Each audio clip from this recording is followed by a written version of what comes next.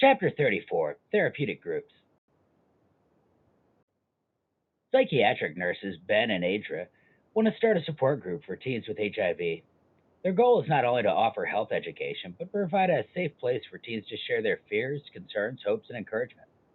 They have determined that there is sufficient interest based on feedback from their city's healthcare centers, and they will most likely choose one of the area mental health clinics or church meeting rooms to host the meetings. There are many advantages of therapeutic groups. They can treat multiple members simultaneously. They provide the members benefits from others' viewpoints, and it provides a safe place to practice new skills. It also allows them to support each other, know they're not alone dealing with that condition. Unfortunately, there are disadvantages such as privacy, disruptions, and discouraging group norms that could be hindering a patient's personal expression. Concepts common to all groups are therapeutic factors that could be curative and also crucial for their therapeutic change and improvement. The group content and process includes group work, recognizing what happens on the surface and what's going on underneath, as well as the group process that provides a way for the group members to interact with one another. Phases of group development include the planning phase, orientation phase, the working phase, the termination phase, and the evaluation and follow up stage. This is another process we've discussed earlier in the term and is going to come up a lot both in mental health as well as med surg. Within the planning phase, we should include the name of the group, the objectives of the group, the types of individuals for inclusion, the schedule, physical setting, a seating configuration, designate a leader and member responsibilities, and also methods of evaluating outcomes.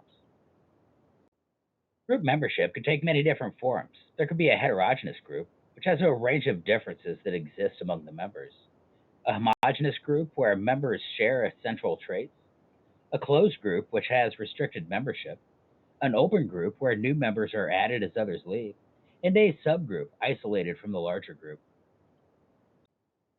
Adria says she's concerned about whether a co ed HIV support group will share as freely as one that's all female or all male.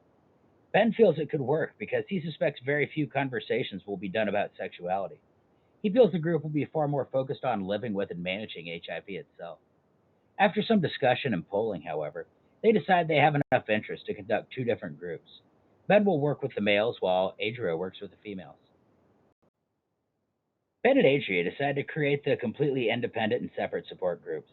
This means that Adria's group, consisting of adolescent girls with HIV, is an A subgroup, B open group, C homogeneous group, or D heterogeneous group.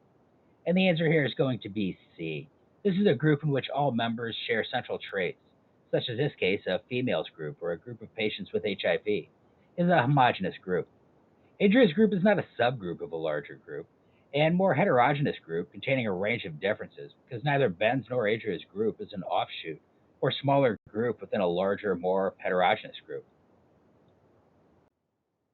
For group participation roles, there could be task roles that keep the group focused on the main purpose, maintenance roles that keep the group together and make them often feel included and create a sense of group cohesion. And there could also be individual roles within the group as well. Other phases be the orientation group or the forming and establishing a purpose, the working phase where the leader facilitates communication, the flow of group processes, and the group conduct, and finally the termination phase where members express feelings about their experiences.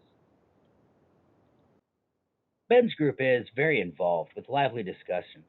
Which of the following comments made by members of the group best demonstrate a task role? Would that be A, I want to talk about how I got HIV. I'm having more trouble than anyone else in this group. Or B, three people were late for the group. Everyone is supposed to arrive on time. C, I can't believe you. We're talking about your girlfriend dumping you again. Or D, we started out talking about guilt, but we've strayed from that subject. And the answer here is D, those that take on a task work to keep the group focused on its main purpose.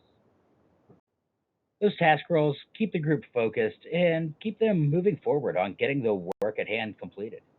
They can also take maintenance roles, such as keeping the group together, or individual roles involving specific personalities and agendas.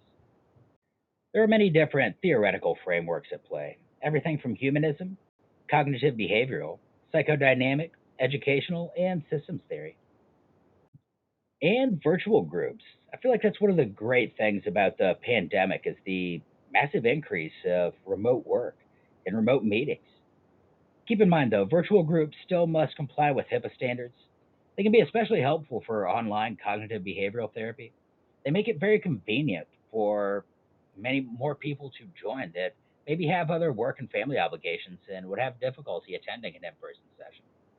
They can also could be have possible negative impacts on the therapeutic relationship due to the distance and disconnect. They could also have a feeling of loss of control for their clinicians. The role of nurses as group leaders are registered nurses and advanced practice registered nurses, working with activity, educational task, and support groups. And those APRNs may also lead specialized group treatments, including psychotherapy, for which more complex skills are necessary.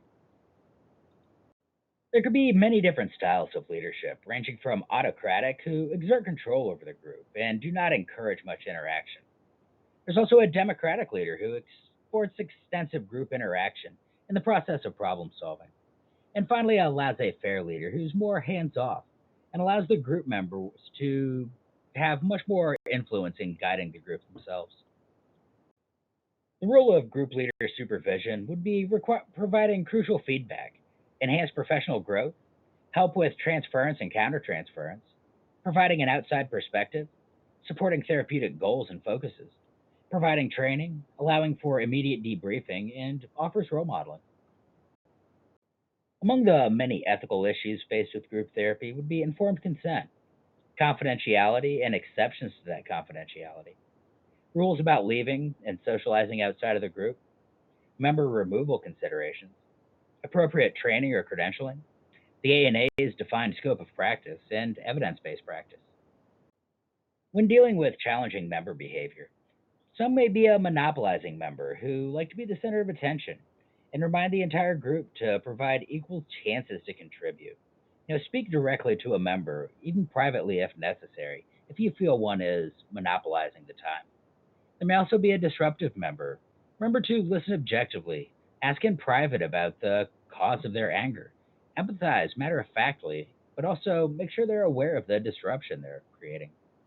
Also, silent members. These are members who are not really participating. You want to work to identify the cause. They may be embarrassed, they may be shy, or there may be other some much more significant reason for their silence and lack of participation. For our expected outcomes, there could be medication groups providing an awareness of side effects, awareness of interactions, and identification and time of dose for each drug. There could also be therapy groups providing insights, behavior changes, and reduction in symptoms.